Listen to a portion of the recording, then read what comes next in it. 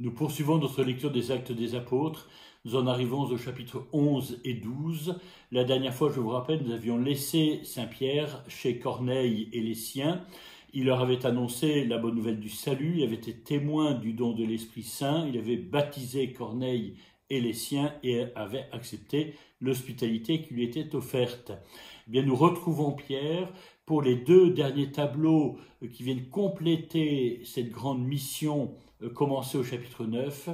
Il y a tout d'abord Pierre qui rend compte de ce qu'il a vécu et de ce dont il a été témoin et acteur à l'église de Jérusalem. C'est le début du chapitre 11. Et puis au chapitre 12, le dernier épisode, on peut dire vraiment, de la vie et de la mission de Saint-Pierre, qui est sa Pâque, c'est-à-dire son emprisonnement et sa délivrance miraculeuse, toujours à Jérusalem. Entre ces deux tableaux, il y a la fondation de l'église d'Antioche, et nous dirons un mot sur le sens de ce texte placé ici. Le premier tableau qui nous intéresse aujourd'hui, c'est le début du chapitre 11, les versets 1 à 18. Les apôtres et les frères de Judée apprirent que les païens, eux aussi, avaient accueilli la parole de Dieu. Quand donc Pierre monta à Jérusalem, les circoncis le prirent à partie. Pourquoi, lui demandèrent-ils, es-tu entré chez des incirconcis et as-tu mangé avec eux? Et pour bien comprendre ce dont il est question ici, je vous propose trois petites remarques. La première est sur l'enchaînement des événements entre l'enseignement de la dernière fois et l'enseignement d'aujourd'hui, c'est-à-dire l'ensemble de ce parcours de la mission de Saint-Pierre. Théologiquement, l'événement le plus important de ce parcours, et peut-être sur le plan théologique, encore une fois, l'événement le plus important de tous les actes des apôtres, c'est bien cet accueil de l'évangile par des païens. Et donc c'est la possibilité pour des païens de devenir chrétiens. Sur le plan de la méditation du salut, c'est certainement l'événement le plus important. Cependant, ce n'est pas cela qui seul est mis en valeur par saint Luc. Après le baptême de Corneille et des siens, il y a donc cette présentation de l'événement à l'église de Jérusalem. Et puis, il y aura également dans la suite des Actes des Apôtres, et nous le verrons dans quelques enseignements, l'importance du chapitre 15, qui est beaucoup plus central dans les actes que le chapitre 10, qui est l'accueil de la foi par Corneille. Et le chapitre 15, s'il est plus central, ce n'est pas simplement sous l'ordre de la réflexion théologique, mais bien sous l'angle de la méditation sur ce qu'est l'Église. Je vous le rappelle encore une fois, et c'est tout l'objet des textes que nous travaillons en ce moment, il ne s'agit pas seulement d'être sauvé, mais il s'agit ensuite de pouvoir vivre sa foi en communion les uns avec les autres. La conversion, oui, mais cette conversion ne peut s'accomplir que dans la communion. Eh bien, c'est l'objet de cette rencontre de Pierre avec l'église de Jérusalem au chapitre 11. Remarquez bien quelle est la question qui est posée à Pierre. Qu'est-ce qui va être l'objet de ce conflit à Jérusalem? Au verset 3, pourquoi, lui demandèrent-ils? Il s'agit des circoncis à Jérusalem qui interpellent Pierre. Pourquoi, lui demandèrent-ils, es-tu entré chez des incirconcis et as-tu mangé avec eux? Vous vous rendez compte que ce qui est en jeu précisément, ce n'est pas d'abord le fait que Pierre ait baptisé ces païens, c'est pas simplement le fait qu'il leur ait annoncé la bonne nouvelle du salut, mais c'est plus précisément que Pierre a accepté d'être accueilli chez ces païens et d'avoir même mangé avec eux. Vous voyez bien comment on est devant la question de la communion. Cette communion concrète du partage de la même table, par exemple, n'était pas possible dans le judaïsme entre un juif et un païen. Alors, dans l'Église naissante, que va-t-il en être? Est-ce qu'il sera possible que des juifs et des païens mangent ensemble, prient ensemble, et ainsi puissent être en réelle communion les uns avec les autres? Eh bien, cette question va être abordée ici au chapitre 11, et je vous le dis encore une fois, nous la retrouverons au chapitre 15.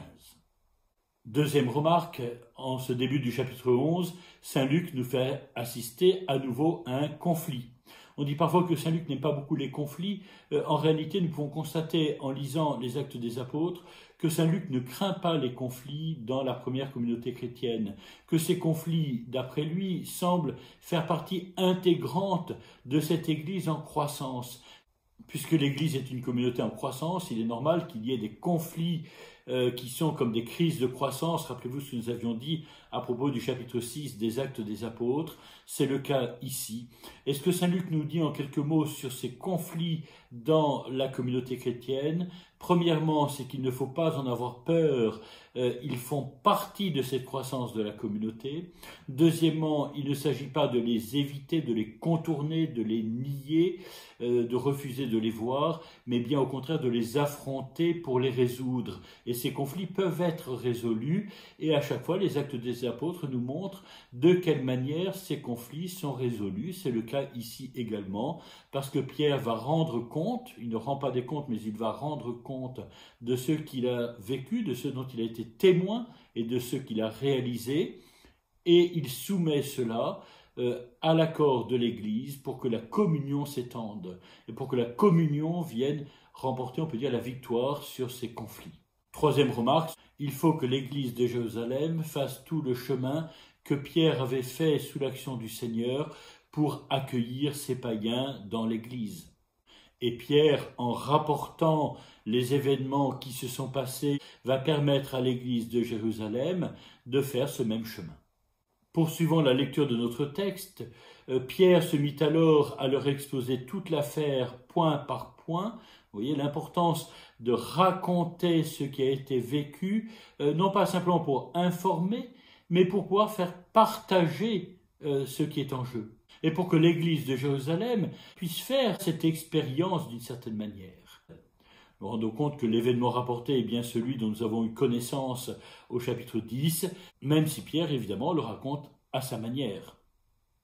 Et je vous invite à faire ce travail de comparaison entre le récit que nous avions au chapitre 10 et puis ce témoignage qu'en donne Pierre ici. L'essentiel est bien respecté et transmis. Il y a des petites variantes qui sont tout à fait l'adaptation du récit au discours.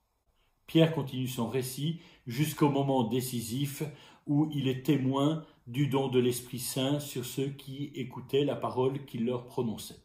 Il faut nous arrêter un peu sur ces versets 15 à 17.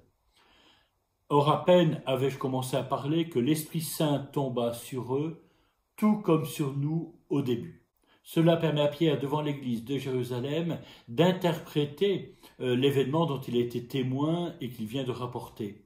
Et il le fait en établissant un lien explicite ici avec l'événement de la Pentecôte au début des Actes des Apôtres, ce que les apôtres ont vécu et renouvelé ici pour Corneille et les siens. L'Esprit Saint tomba sur eux, tout comme sur nous au début. C'est à partir de ce constat et de son interprétation que va pouvoir se fonder la communion sur cette expérience commune du don de l'Esprit Saint. Vous voyez que ici la référence c'est encore les apôtres, mais il s'agit pour Corneille et les siens d'avoir vécu la même expérience que les apôtres au début. C'est eux comme nous. Nous verrons un peu plus tard au chapitre 15 qu'il faudra peut-être aller encore plus loin pour que la communion soit complète, mais c'est déjà un grand pas qui est fait ici par cette formule. Ils ont reçu l'Esprit Saint, eux, tout comme nous, au début. Pierre peut alors commenter « Je me suis alors rappelé cette parole du Seigneur ». Il fait mémoire ici, non pas tellement des Écritures, mais de la parole même de Jésus. Jean, disait-il, a baptisé avec de l'eau, mais vous, vous serez baptisés dans l'Esprit Saint.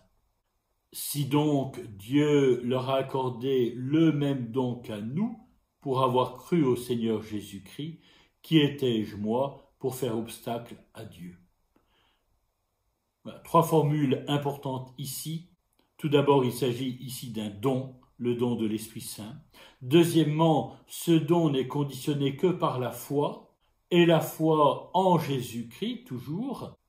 Et puis, comme nous l'avons expliqué il y a un instant, il s'agit bien du même don qui est fait à Corneille et aux siens qu'à nous au début. Vous remarquez peut-être combien ce dernier verset ressemble au verset important que nous avions commenté la dernière fois à propos du chapitre 10. Rappelez-vous, c'est de lui que tous les prophètes rendent ce témoignage que quiconque croit en lui recevra par son nom la rémission de ses péchés. Et rappelez-vous que lorsque Pierre avait prononcé cette parole, ce qu'il avait dit s'était immédiatement accompli par le don de l'Esprit Saint. D'une certaine manière, c'est ce qui se passe également là devant l'église de Jérusalem. Je vous redis ce verset. Si donc Dieu leur a accordé le même don qu'à nous, pour avoir cru au Seigneur Jésus-Christ, qui étais-je moi pour faire obstacle à Dieu? Eh bien, à nouveau, la parole de Pierre exerce sa puissance, cette puissance de la parole de Dieu, ici, pour toucher le cœur des croyants de l'église de Jérusalem. Et le résultat est immédiat, le conflit est résolu, la communion est non seulement rétablie, mais on comprend qu'elle peut déjà, du coup, s'élargir encore. Ces paroles les apaisèrent et ils glorifièrent Dieu, qui est l'évocation de la reconnaissance d'une œuvre de salut. Et désormais, c'est bien toute l'Église et non pas seulement Pierre qui peut reconnaître aux païens aussi, Dieu a donné la repentance qui conduit à la vie. Alors le récit là nous fait laisser Pierre quelques instants, nous le retrouverons au chapitre 12, mais entre ce début du chapitre 11 et chapitre 12, il y a ce petit épisode intercalé qui est la fondation de l'église d'Antioche, qui va nous montrer comment il y a comme un déplacement du centre de l'église, non plus seulement à Jérusalem, mais aussi dans ce nouveau centre qui va être Antioche. Et puis cela va être l'occasion d'évoquer à nouveau la figure de Paul que nous avions laissée depuis le chapitre 9 de côté. Il y a là comme une volonté pour saint Luc d'entrelacer les figures de son livre des Actes des Apôtres, de souligner les liens qui existent entre Pierre et Paul. Il y avait Paul au chapitre 9, on était passé à Pierre. Ici, on retrouve Paul quelques instants. On va revenir à Pierre au chapitre 12. Et dès chapitre 13, nous retrouverons Paul et Barnabé. Pour l'instant, ils sont tous les deux ensemble. La fondation de la communauté chrétienne d'Antioche a quelques caractéristiques. Tout d'abord, c'est l'occasion de revenir, encore une fois, à la persécution menée contre l'église de Jérusalem au moment du martyre d'Étienne, puisque c'est par là que commence le récit, ceux qui avaient été dispersés lors de la tribulation survenue à l'occasion d'Étienne. Voilà que c'est encore l'occasion de pousser plus loin l'annonce de l'Évangile. Nous arrivons ensuite dans cette grande ville d'Antioche, qui est une ville de population très mêlée, et nous comprenons déjà comment la foi chrétienne va pouvoir s'ouvrir davantage, et nous sommes bien dans cette étape où la communion s'élargit. On souligne toujours les liens étroits qui existent entre désormais la communauté de Jérusalem, qui est toujours l'église mère, et la communauté nouvelle d'Antioche. Cela est l'occasion de retrouver la figure de Barnabé, que nous avions vu depuis le chapitre 4 des Actes des Apôtres, que nous avions retrouvé au chapitre 9, cette très belle figure de la première communauté de Jérusalem, cet homme d'encouragement, comme le signifie son nom, et c'est lui qui va assurer cette communion entre les églises de Jérusalem et d'Antioche. C'est lui aussi qui va rappeler Saul pour le faire venir à Antioche, d'où ils partiront, nous verrons au chapitre 13, en mission. Et ces liens de communion entre l'église de Jérusalem et l'église d'Antioche fonctionnent dans les deux sens. De Jérusalem, Barnabé se rend à Antioche, nous venons de le voir, mais ensuite d'Antioche, Barnabé va être renvoyé aux églises de Judée pour assurer l'expression concrète de cette communion par le soutien à ceux qui sont dans le besoin. Ce sont les versets 28 et 29 qui évoquent la famine qui a lieu à ce moment-là et comment l'église d'Antioche va aider les églises de Judée. Enfin, précise saint Luc, c'est à Antioche que les croyants vont pour la première fois recevoir le nom de chrétiens.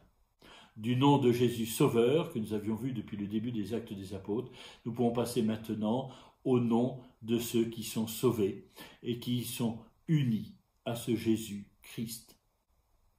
Il est temps d'en arriver maintenant à notre dernier tableau. Nous revenons à la figure de Saint Pierre.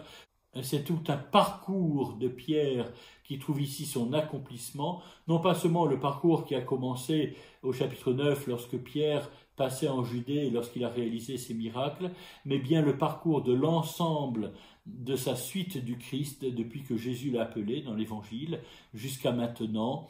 Désormais, Luc va raconter comment Pierre va jusqu'au bout de son témoignage par une allusion au martyre de Pierre.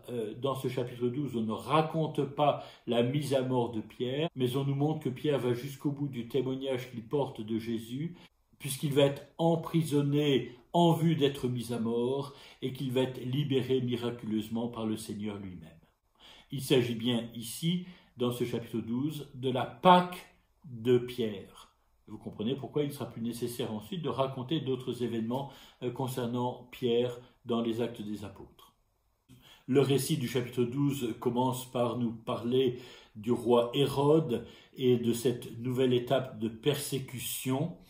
Saint Luc évoque rapidement le martyre de Saint Jacques. Il n'a pas besoin de raconter davantage ce martyre. Rappelez-vous, nous avions vu déjà avec Étienne ce qu'était la figure même du martyr. Eh bien, Jacques donne sa vie de la même manière. Ce qui est arrivé à Étienne, ce qui est arrivé à Jacques, c'est ce qui va arriver, semble-t-il, à Pierre. Et lorsque Pierre est arrêté et mis en prison, c'est en vue aussi d'être martyrisé comme Jacques et comme Étienne.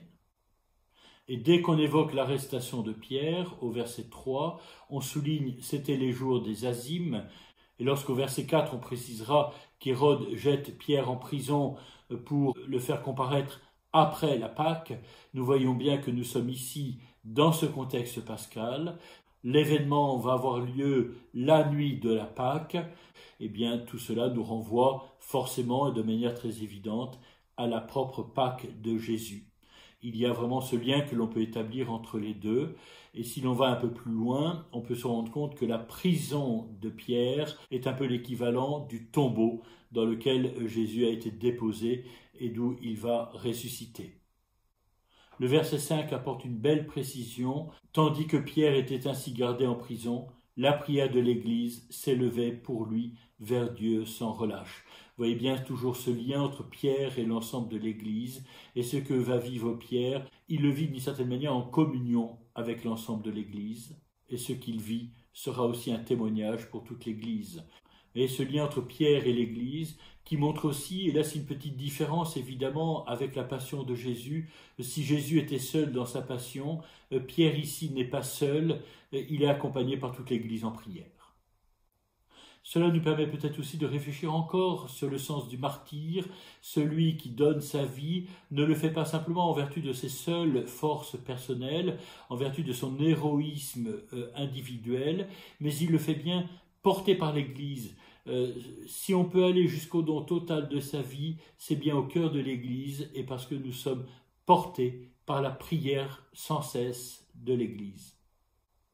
Le verset 6 précise bien que nous sommes dans la nuit de la Pâque, la nuit même avant le jour où Hérode devait le faire comparaître. Pierre était endormi entre deux soldats. Quand nous savons que le verbe « endormir » pour les premiers chrétiens sert parfois à désigner la mort, vous voyez que nous sommes proches d'une situation de mort la nuit de la Pâque. Et alors Saint Luc va souligner tous ceux qui semblent devoir maintenir Pierre dans cette situation d'enfermement, d'emprisonnement. Pierre était endormi, il était entre deux soldats, il était lié par deux chaînes. Devant la porte, des sentinelles gardaient la prison, un petit peu comme devant le tombeau de Jésus, des gardiens étaient en faction. Alors que nous sommes dans cette situation d'enfermement, le Seigneur va agir dans cette soudaineté soulignée par saint Luc. Soudain, l'ange du Seigneur survint et le cachot fut inondé de lumière. L'ange frappa Pierre au côté et le fit lever. « Debout vite, dit-il, et les chaînes lui tombèrent des mains. » L'ange lui dit alors « Mets ta ceinture, chausse tes sandales. » Ce qu'il fit, il lui dit encore « Jette ton manteau sur tes épaules et suis-moi. » Pierre sortit, il le suivait. Vous pouvez noter tous les détails que saint Luc donne sur cette délivrance miraculeuse, sur ce qui est quasiment une résurrection de Pierre. Tout d'abord la lumière dans les ténèbres, et puis ensuite Pierre qui est comme réveillé en étant frappé du côté comme un nouvel Adam créé pour une vie nouvelle. Celui qui était emprisonné va aller d'étape en étape de libération par un chemin qui va le conduire à une vie nouvelle, dégagée de toutes les entraves qui l'avait emprisonné. Il est même précisé que Pierre doit mettre sa ceinture, ses sandales et son manteau sur ses épaules. Il s'agit d'une sorte d'exode pour un passage de la servitude à la liberté. Vous voyez bien toutes les références scripturaires de l'Ancien Testament et évidemment des évangiles. Tout cela concourt à nous montrer ce en quoi consiste cette sorte de résurrection de Pierre. Mais le récit ne s'arrête pas là. Après la reconnaissance de ce qui est en train de se passer par Pierre lui-même, eh bien, il y a l'épisode de la rencontre entre Pierre et l'Église rassemblée dans la famille de Jean-Marc. Et il va être facile de percevoir les liens que l'on peut faire avec la résurrection de Jésus lorsque, rappelez-vous, dans le chapitre 24 de l'Évangile selon saint Luc, l'annonce du ressuscité commence par le témoignage des femmes, on ne les croit pas, et lorsque Jésus lui-même se manifeste à l'assemblée de Jérusalem, eh bien certains le prennent pour un esprit, on a du mal à le reconnaître. C'est exactement ce qui va être raconté ici pour Pierre. Vient alors le moment de la reconnaissance, comme cela avait été le cas aussi avec Jésus ressuscité. Vous percevez comment nous avons là une véritable actualisation du mystère pascal du Christ. Pierre emprisonné qui communie à la passion et à la mort du Christ, et dans la résurrection du Christ, Pierre lui-même est ressuscité. Mais si vous avez bien en tête l'ensemble du kérigme, celui-ci ne concerne pas simplement Jésus mort et ressuscité, mais le dernier élément du kérigme est toujours nous en sommes les témoins. Il y a d'une certaine manière, c'est par là aussi que se termine l'épisode de la délivrance miraculeuse de Pierre. Au verset 17, en effet, il ajouta « Annoncez-le à Jacques et aux frères ». Ce Jacques, c'est le responsable des anciens dans la communauté de Jérusalem, de ce groupe de judéo-chrétiens très attachés à leur judaïsme. Nous les retrouverons au chapitre 15 des Actes des Apôtres, et c'est bien ce groupe qui a certainement du mal, ou qui a eu du mal en tout cas, à accueillir complètement ces païens devenus chrétiens. Et bien d'une certaine manière, saint Luc, vous voyez, en soignant particulièrement cette délivrance miraculeuse de Pierre, veut nous montrer comment le Seigneur, d'une certaine manière, authentifie tout le parcours que Pierre a réalisé et comment est-ce qu'il a accueilli Corneille et les siens dans l'Église en leur donnant le baptême. Avec ce chapitre 12, je vous le rappelle, il s'agit du dernier récit concernant Saint Pierre. Nous le retrouverons, je vous l'avais dit, au chapitre 15, mais dans un contexte très particulier. Il est temps donc peut-être de porter un regard d'ensemble sur cette figure de Saint Pierre depuis l'Évangile jusqu'au moment où il vit sa Pâque dans ce chapitre 12 des Actes des Apôtres.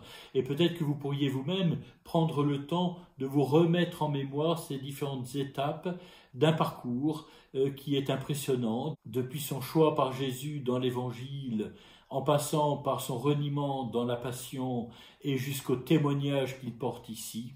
C'est une figure très riche qui tout à la fois projette une belle lumière sur ce qu'est ce mystère de l'Église.